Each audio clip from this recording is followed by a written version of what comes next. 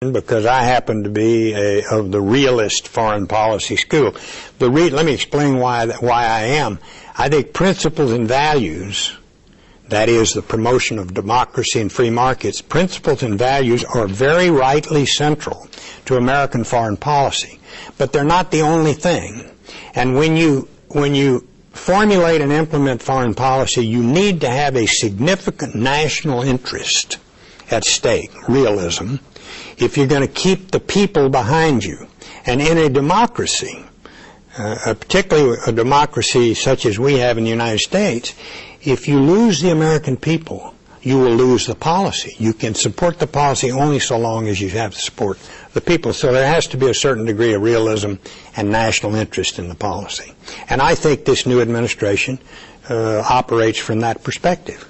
Because some tend to believe that politicians of your generation were driven more by ideas rather than interests of large corporations.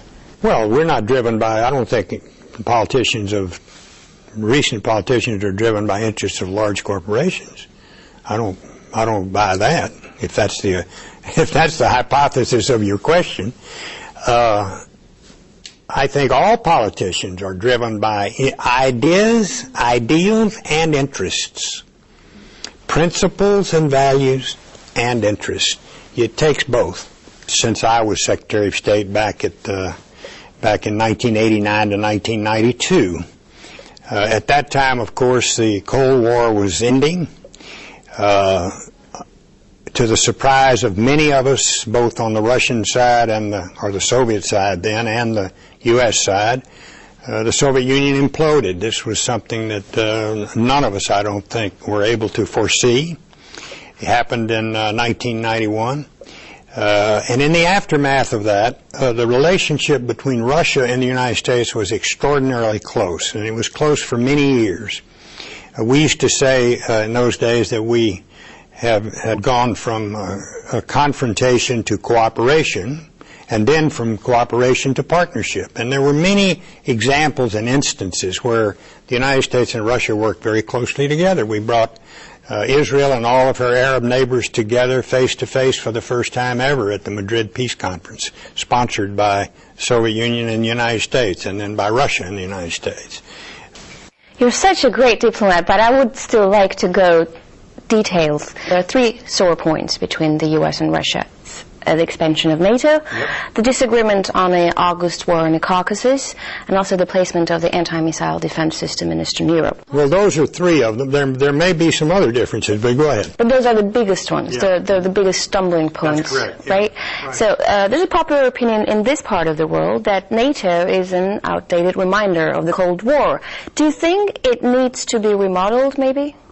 Well, you know, interestingly enough, Sophie, in 1993, right after I left office as Secretary of State, I wrote an opinion piece for the New York Times, and it was printed, and I think it was in December of 1993, in which I said that we should reform NATO to the extent that it would be more of a political alliance and less of a military alliance, and that any country on the Eurasian continent, or the continent of Europe, I may have said Eurasian, I may have said Europe, that embraces democracy and free markets should be eligible to join, including, I said, specifically Russia, so that it would not be perceived to be an alliance directed against Russia. Now, the relationship has unfortunately, I think, deteriorated to the point today that I don't think that's any longer a viable approach or solution. But it ought to be at least looked at.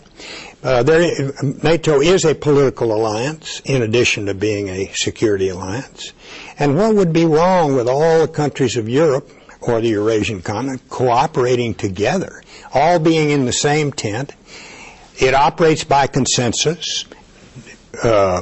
Something could not be imposed upon Russia against her will, because if she didn't vote for it, it wouldn't happen. You do understand Russia's position when they say we feel threatened when we have a military alliance closing up to our borders. How would America feel if a military alliance? Yeah, I understand. I understand the perceptual problem in Russia. On the other hand, I also think, and we think in the United States, the vast majority of people, that there's stability on this continent that is achieved and gained by having all these countries in a political alliance together. And that's why if you had the nation of Russia in there as well, it would promote stability. I can understand the perceptual problem, and I understand why it is one of the areas of difference. Fundamentally, the one thing that is sacrosanct as far as the United States is concerned is the independence of the former republics of the former Soviet Union.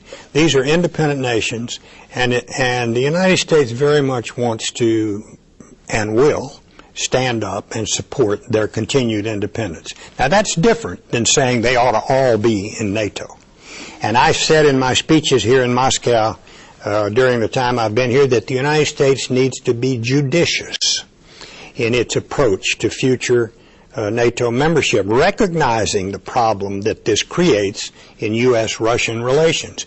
That does not mean that Russia should have a veto on who comes into the alliance. But wouldn't it be nice if both sides took a real hard look at emphasizing more the political character of that alliance and the possibility of Russia's membership in it?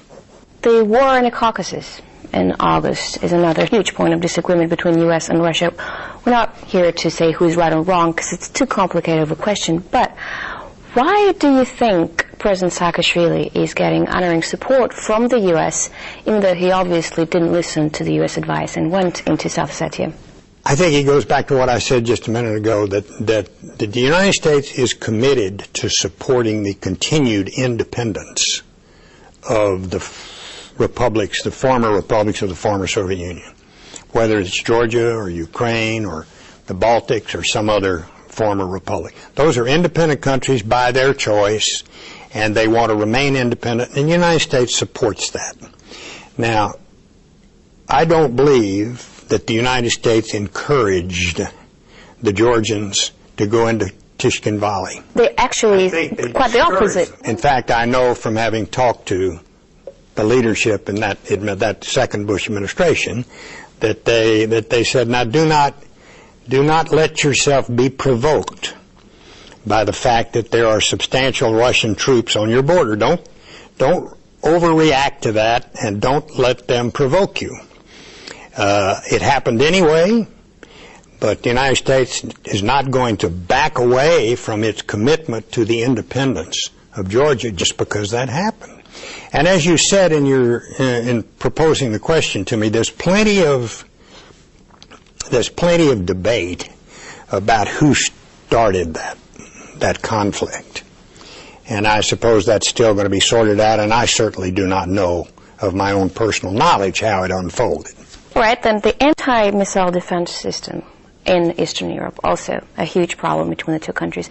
President Medvedev described the approach of the previous administration as what I want is what I get.